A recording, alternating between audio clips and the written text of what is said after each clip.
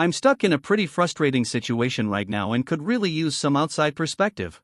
I'm 24, living with my roommate Claire, who's 23. Up until recently, everything between us was smooth. When we first moved in together, we hit it off right away. We both liked keeping things tidy, and splitting the chores evenly felt natural. For a while, it was easy, no drama at all. Then a few months back, Claire brought home an emotional support animal, a cat I'll call Snowball. Now, I'm not one of those people who hates cats.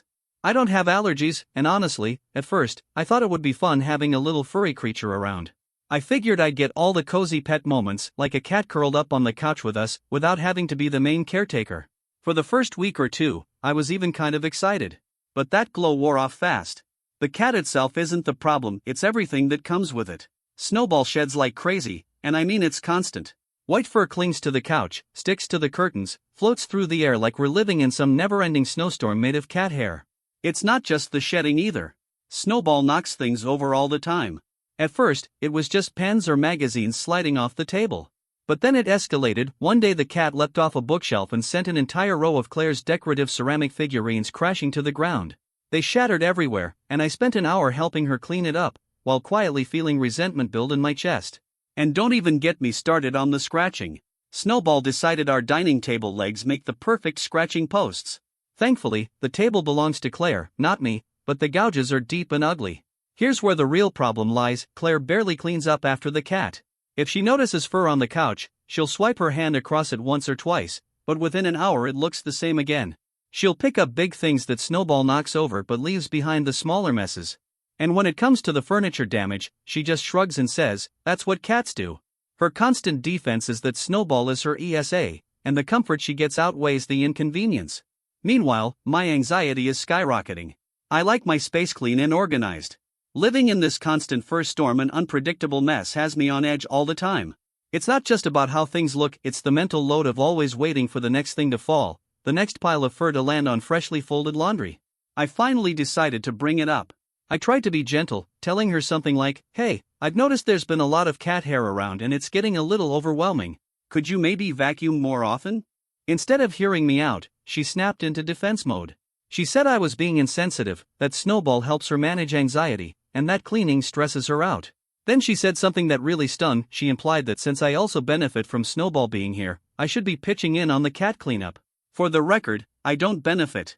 I'm neutral about the cat at best, and the only thing I get out of this arrangement is more stress. That night, I ended up cleaning the whole place myself. It took me 4 hours, and by the end, my back hurt. I've stuck to our original agreement. I handle my half of the chores, like cleaning the kitchen, bathroom, taking out the trash. I even vacuum my own room and sometimes the common areas just to keep it from looking like a total disaster zone. But I draw the line at being the one responsible for the cat's endless shedding and chaos. So, I asked myself, am I really being the bad guy here for refusing to take on all this extra cleaning just because of Claire's ESA? Update: a couple of days later, I wanted to follow up after reading some of the comments on my first post. Thanks to everyone who responded. It was validating to see most people saying I'm not the problem here. But I did get some "everyone sucks" and "need more info" comments, so let me clear a few things up. Yes, Claire does have an official ESA letter. She showed it to me when she got Snowball. But in our case, it's kind of irrelevant because pets are already allowed in our building. There's just a standard pet fee, which Claire pays. The ESA letter just saves her from paying extra for specifically having a cat. It doesn't give her the right to let the apartment turn into a fur-covered disaster. And to be fair, Claire isn't a total slob. She does her share of our agreed-upon chores, like washing dishes, taking out the trash, things like that. The problem is she neglects the cat-specific messes, the fur, the broken knickknacks, the scratches. That's where the imbalance really shows. After thinking it over, I decided I needed to try again and talk to her calmly. I didn't want to involve the landlord or escalate things unless I absolutely had to. So when we were both home, I sat her down and suggested a compromise. I told her I understood Snowball helps her, and I wasn't asking her to give up the cat. But I also explained that the mess is genuinely affecting me, and I needed her to take responsibility for it. I asked if she could commit to handling the cat-related cleaning, vacuuming up fur, wiping down surfaces, picking up whatever Snowball knocks over. Snowball knocks things over at least 3 times a week, and my idea was simple. In return for Claire keeping up with the cat messes, I'd vacuum the whole apartment twice a week just to help keep things under control. I thought that was more than fair. It showed I respected her needs while also protecting my sanity from the endless fur storm taking over our home. but she flat out refused. She said having a specific cleaning schedule for the cat would feel like too much pressure, like she was constantly being judged. According to her, cleaning up after Snowball on a routine would actually make her anxiety worse, which in her mind defeats the whole purpose of having an ESA in the first place. Then the breaking point came.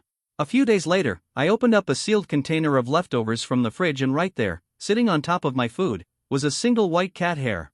I know it doesn't sound catastrophic, but in that moment it felt like the last straw. It was like even my food wasn't safe anymore, like the cat was invading every corner of my personal space. I felt nauseous just looking at it and ended up throwing the food away. Since then, it's been harder and harder to stay calm. I'm on edge constantly, waiting to see what the next mess will be. I've thought about bringing the landlord into it, but I don't want to completely blow up the situation and make living together unbearable. Still, I'm not sure how much longer I can tolerate this. Our lease is up in 6 months, and honestly, I'm already counting down the days.